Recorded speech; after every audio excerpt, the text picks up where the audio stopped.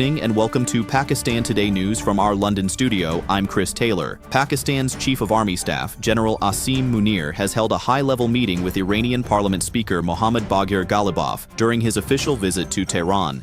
The army chief arrived in the Iranian capital earlier, where he was received by Foreign Minister Sayed Abbas Araghchi before holding initial talks with senior officials.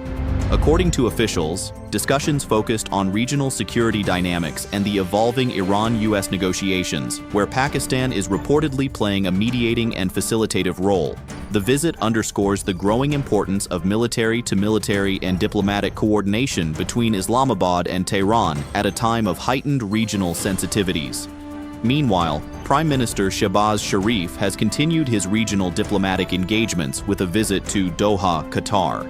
On arrival, the Prime Minister was received by senior Qatari officials and presented with a ceremonial guard of honor. During his stay, he held detailed talks with Emir Sheikh Tamim bin Hamad Al Thani, focusing on bilateral relations, investment opportunities, and broader regional peace efforts. Earlier in Jeddah, the Prime Minister also met Saudi Crown Prince Mohammed bin Salman, where both sides reaffirmed long-standing strategic ties and discussed expanding economic cooperation. The Prime Minister reiterated Pakistan's commitment to supporting dialogue between the United States and Iran and contributing to long-term regional stability. Turning now to diplomatic developments in South Asia and beyond, the Foreign Office has clarified that no date has yet been finalized for the next round of US-Iran talks, including what has been referred to as the Islamabad talks. Speaking at the weekly briefing, the spokesperson urged media outlets to avoid speculation regarding timing and format, stressing that any official schedule will be announced through proper diplomatic channels. Pakistan reiterated its continued support for dialogue between Washington and Tehran and its readiness to facilitate constructive engagement aimed at de-escalation. And joining us now from Islamabad is our correspondent Sarah William with more on Pakistan's diplomatic position.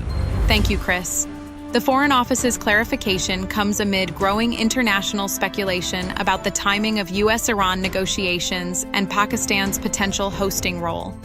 Officials here are keen to manage expectations, emphasizing that no formal commitment has been made regarding a venue or schedule.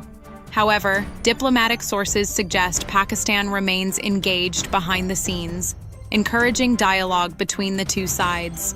The government continues to position itself as a facilitator for regional stability, particularly as tensions remain high in the Middle East. For now, authorities are urging restraint in reporting until official announcements are made.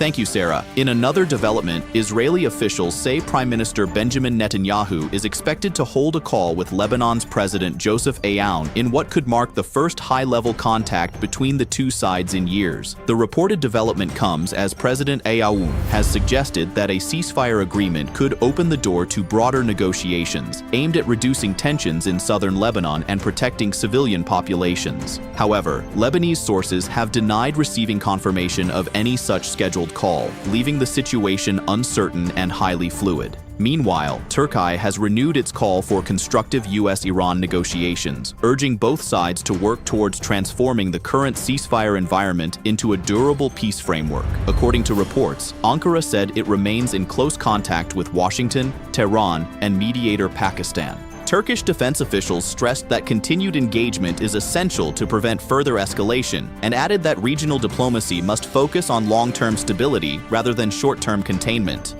In Europe-Asia diplomatic news, Italian Foreign Minister Antonio Tajani is currently visiting China to deepen economic cooperation and discuss broader international peace efforts. During the visit, he is expected to meet senior Chinese officials, including Commerce Minister Wang Wentao and Foreign Minister Wang Yi in Beijing. Tajani has stated that one of the key goals of his visit is to help Italian companies access Chinese markets and expand trade opportunities. He also plans to encourage Beijing to take a more active role in promoting peace in global conflict zones, including Iran and Ukraine. Finally, the United States Naval Safety Command has confirmed the loss of an MQ-4C Triton surveillance drone earlier this month. The incident, classified as a Class A mishap, involved damages exceeding $2 million, though no injuries were reported. Officials say the drone was last tracked operating in international airspace toward Iran while conducting a maritime surveillance mission over the Persian Gulf near the Strait of Hormuz. The cause of the loss has not been disclosed, and the U.S. Navy says an investigation is ongoing. That's all for now. You're watching Pakistan Today News. I'm Chris Taylor.